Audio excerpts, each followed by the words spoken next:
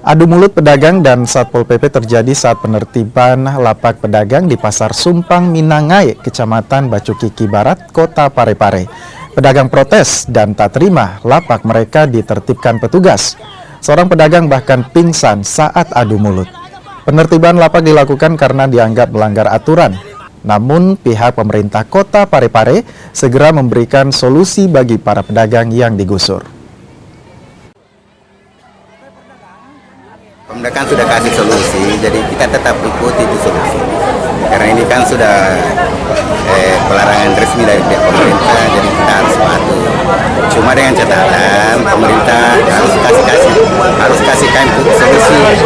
Ada yang tertulis itu bahwa semua penjual di pasar Sumpang Malang yang tidak punya tempat itu akan difasilitasi tempat di pasar Senggol.